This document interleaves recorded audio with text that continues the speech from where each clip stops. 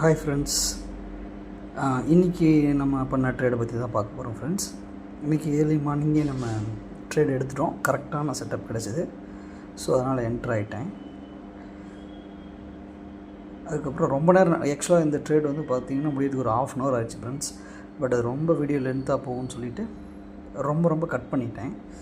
அதனால் கொஞ்சம் இது கட்டாயி தான் வருங்க இந்த வீடியோ. இதில் பார்த்திங்கன்னா நம்ம 225 குவான்டிட்டி 25,300 கால் ஆப்ஷன் நம்ம பை பண்ணியிருந்தோம் ஃப்ரெண்ட்ஸ். இது அப்படியே மேலே கீழே போயிட்டு வந்தது. அப்புறம் எண்டு வந்து உள்ளே போக நம்ம ஸ்டாப் லாஸை வந்து மூவ் பண்ணி மேலே கொண்டு போய் நம்ம ஒரு 2,300 பக்கம் ப்ராஃபிட் புக் பண்ணியாச்சு ஃப்ரெண்ட்ஸ். நான் எப்போவுமே ட்ரேட் பண்ணும்போது இந்த ஸ்டாப் வந்து போட்டு வச்சுக்குவேன். ஸ்டாப் லாஸ் கம்மியாக தான் வச்சுருப்பேன் எப்போவுமே. மினிமம் ஒரு சப்போஸ் நம்ம எடுத்த என்ட்ரி ரிவர்ஸ் ஆயிடுச்சு அப்படின்னா ஒரு 1000 ரூபாயில் என்னோடய ஸ்டாப் எப்போவுமே வச்சுருப்போம் ஃப்ரெண்ட்ஸ். கட்டானாலும் பிரச்சனை இல்லை, 1000 rupees தான். எப்போவுமே நம்ம ஸ்டாப் லாஸ் வச்சு தான் ட்ரேட் பண்ணணும். ஸ்டாப்ஸ் லாஸ் இல்லாமல் ட்ரேட் பண்ணவே கூடாது. அதே மாதிரி மேலே நீங்கள் நினைக்கிற மாதிரி மார்க்கெட் அந்த டைரெக்ஷன் மேலே போச்சு அப்படின்னா நீங்கள் ஒரு 500 மினிமம் ஒரு 500 போதும் அப்படின்னா ஒரு 500 தாண்டினதுக்கப்புறம் இந்த ஸ்டாப்பை மூவ் பண்ணிடுங்க மேலே. நீங்கள் மூவ் பண்ணிட்டீங்க அப்படின்னா ஒரு 500 ப்ராஃபிட் கம்பல்சரி வந்துடும். அது வந்து அந்த செல் ஸ்டாப்பை ஹிட் பண்ணால் கூட உங்களுக்கு மினிமம் 500 வந்துடும்.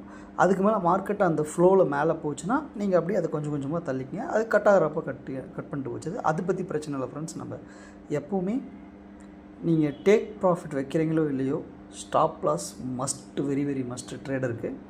அது வச்சா மட்டும்தான் உங்கள் கேபிட்டலுக்காக பார்த்துக்க முடியும். ஏன்னா நம்ம பார்த்தோன்னா ப்ராஃபிட்டை வந்து ஏர்லியாகவே கட் பண்ணிடுவோம். ஆனால் லாஸ் வந்ததுன்னா அது ரெக்கவர் ஆயிரும்னு சொல்லிட்டு நம்ம அதை விட்டுக்கிட்டே இருப்போம்.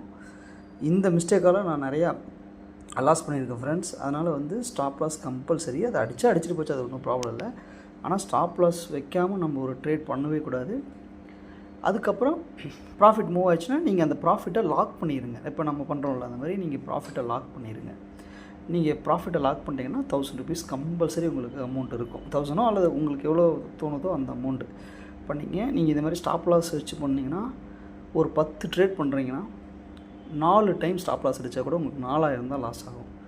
நம்மளுக்கு ஒரு 2 ட்ரேட் 3 ட்ரேட் கிடைச்சா கூட இது ரெக்கவர் பண்ணி இந்த அமௌண்ட் நம்மளுக்கு கிடச்சிரும். ஸோ அதனால் ஃப்ரெண்ட்ஸ் ஸ்டாப் லாஸ் வைக்காமல் ட்ரேட் பண்ணாங்க. நான் இது அப்படி தான் இந்த ட்ரேடில் வந்து நான் ஸ்டாப்ஸ் அப்படியே மூவ் பண்ணிவிட்டு மேலே போய்ட்டு இப்போ ஆக்சுவலாக பார்த்தீங்கன்னா இப்போ நான் லாக் பண்ணிவிட்டேன் ஒரு 1000 rupees பக்கம்.